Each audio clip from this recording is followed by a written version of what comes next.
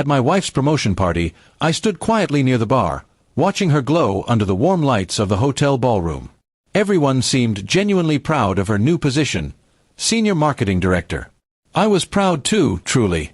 We had both worked hard in our own ways to get where we were. But I didn't realize that the night meant something different for her than it did for me.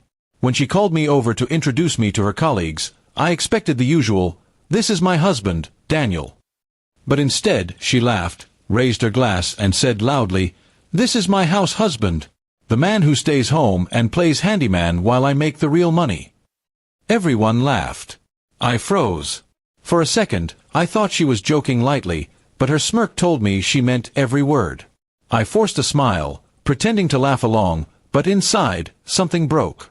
It wasn't the words themselves, it was the way she said them. Like she was embarrassed of me. Like I was less. People patted my shoulder, making jokes about cooking and cleaning. I excused myself, pretending to take a phone call, and went outside for air. For months, I had supported her career, stayed home more often, managed the bills, cooked meals, even helped her rehearse presentations. I had turned down a job offer to avoid moving away from the city so she could focus on her goals. I thought it was a team effort. Apparently, I was just her background character. When we got home that night, she was tipsy and happy. "Why do you look so upset?" she asked. I told her her joke had humiliated me. She laughed again, saying, "Oh, come on, don't be sensitive." Everyone thought it was funny. That sentence burned into my mind. She didn't even apologize. She just went to bed. Over the next few days, I couldn't shake it off. People from the party started sending me memes and inside jokes about being a house husband.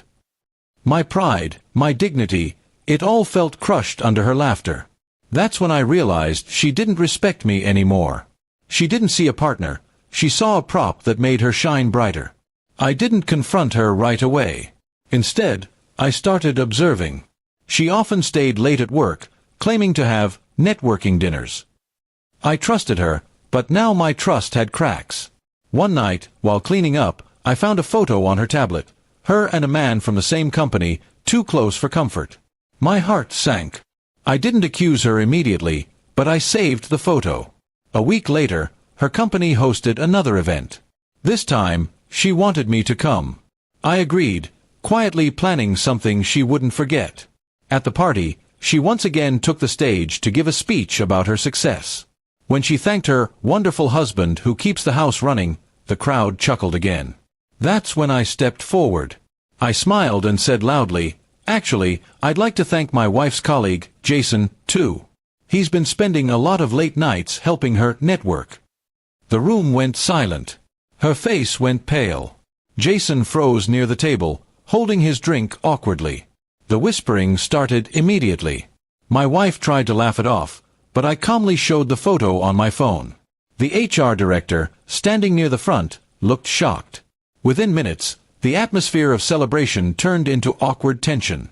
I simply nodded and said, "Congratulations again on your promotion.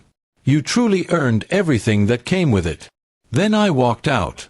When I got home, I started packing my things. I left her a note saying I'd be staying with my brother until further notice. That night, she called and cried, saying I'd ruined her career and that I had misunderstood.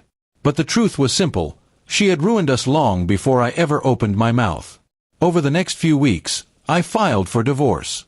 Her company conducted an internal review, and though nothing official came out of it, her reputation was damaged. Her promotion was quietly revoked, and she was reassigned to a smaller branch. Months passed, and I started rebuilding my own life. I found a new job, one that appreciated my skills and effort. The label of house husband no longer haunted me because I knew my worth wasn't defined by her opinion or her success. One afternoon, she called me, sounding broken. "I didn't mean to hurt you," she said. "I just got carried away." I told her calmly, "You didn't just hurt me that night. You made me invisible long before that." Then I hung up, feeling lighter than I had in years. Sometimes, respect is more valuable than love. That night at her party, she lost both, and I finally found mine again.